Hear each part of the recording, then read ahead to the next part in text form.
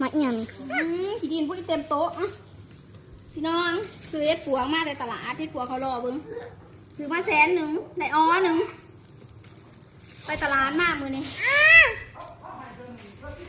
ไปเฮ็ดปวงมา100,000ทำไมเราใส่20,000พี่น้องมาหลายอย่างหรอมาต้มใส่ไก่ที่แสบคือเลี้ยงแต่ทางหน่อยอยู่เพราะเราต้มให้กินใส่ไก่แซ่บโอ้ยมันจะหาบุก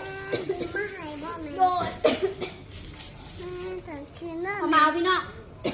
พอมาว่านห้าตรงนี้ห่อใบบัวเขาจะเห็นมันนางขายโล100,000โอ้นอนหอมไปอย่างมาเด้อแบบนี้ไก่มันเงินไปบ้านเริ่มแทนไปตำมันค่ะตุ่มเทนเอาใหม่หมูแรงถุงสาวยาเอานึงเอาไปล้างก่อนเนอะเอาไปล้างก่อนเนอะมาเอาเงินมาให้ลูกสาวน้องมาเกินไปตลาดร้านห้าคู่มือนี่พี่น้องเอ้ยไปอยากว่าว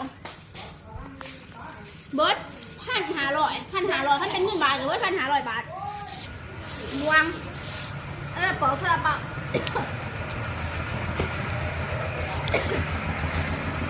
รวมถ้าที่ได้พร้อมกินพี่น้องไปตลาดร้านห้าอันนี้ก็คือมะคงโล150,000นี่ก็คือมะคงโลทางใหม่ก็โล1เฮ็ดเน100,000แต่ปลาไก่นี่ก็100,000ปลายคืออยากมาบอกว่าของกินบ้านเฮานี่ถ้าว่าเงินคืนก็ดีอยู่แต่ว่าของกินก็แพงไปตลาดรถเงิน1,500 บาทให้เป็นเงินแต่โต๊ะอยู่ ล้านปลายน้อยหนึ่งก็คือบ่ได้ยังไหนแต่ของกินกับในตู้ในพักไหนยังเนี่ยเด็กหน่อยรวมแล้วเบิดล้านปลายก็คือว่าสมควรตัวได้พี่น้องถ้ามาเงินแพงอยู่เงินบาท678,000